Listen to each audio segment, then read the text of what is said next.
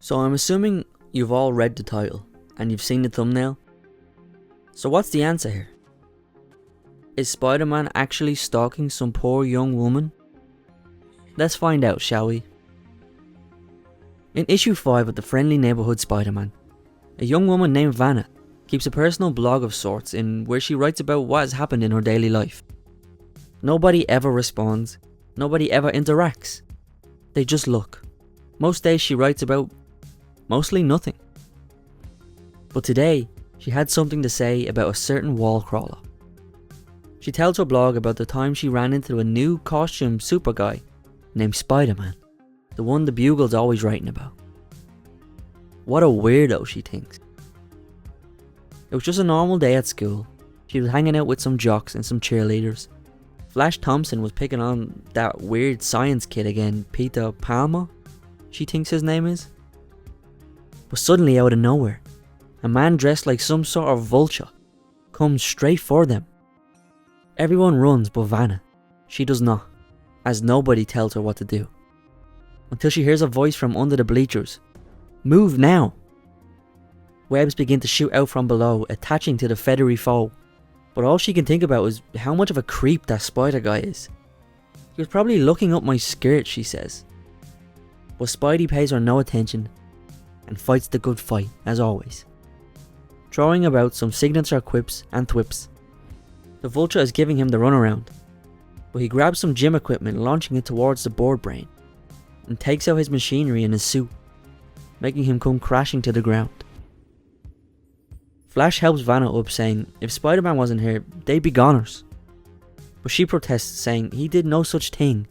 He's just a silly peeping Tom. Don't forget to absolutely smash that like button over, yeah? No worries. A few years later, it happens again.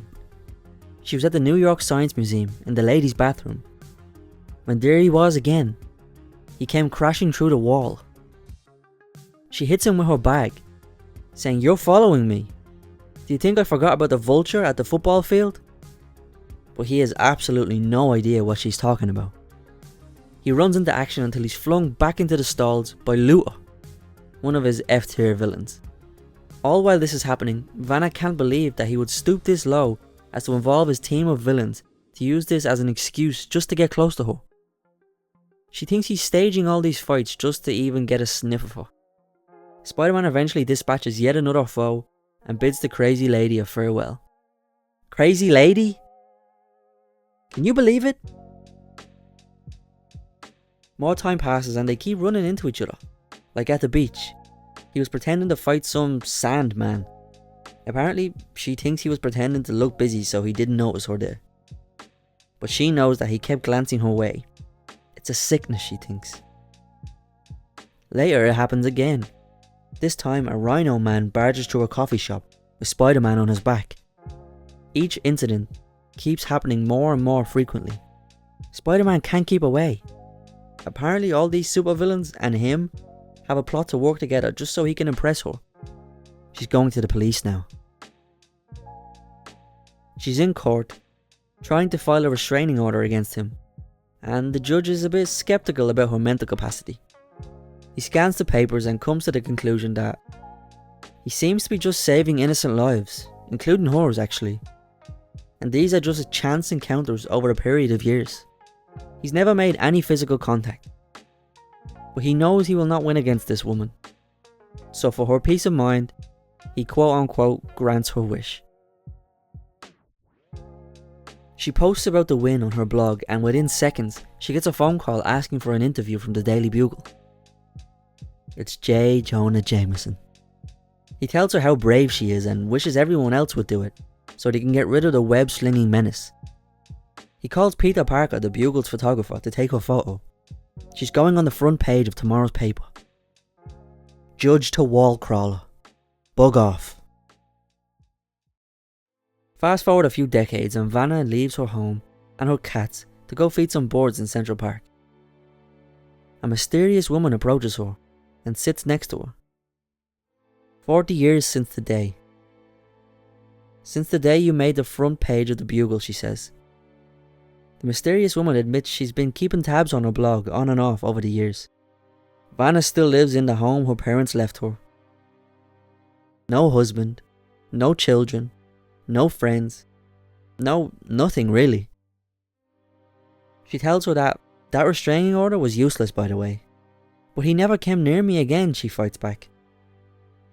There's 10 million people in this city, and you ran into him a few times over the span of many years. And yet, if your life had been in danger, a piece of paper wasn't going to stop him from saving you. If you believe it would, she's an even bigger fool than the woman who would have credited her for. I don't know who you think you are, Vanna snaps back. I'm his widow, the woman says solemnly, and hands Vanna his bloody mask. Vanna asks if he's really dead. Yes, really dead, she replies. The woman goes on to berate her on how she has accomplished nothing with her life. She has contributed nothing to humanity. She tries to give excuses as to why, but she doesn't want to hear it. Some people blame others for their traumas, and then they let it keep them down. And then there are others who use that trauma and let it propel them to greatness. Her husband was one of them. She gets up to leave, and an old, defeated Vanna finally admits, I miss him. Miss thinking he was interested. Miss thinking I was special. I miss him, okay? Are you happy?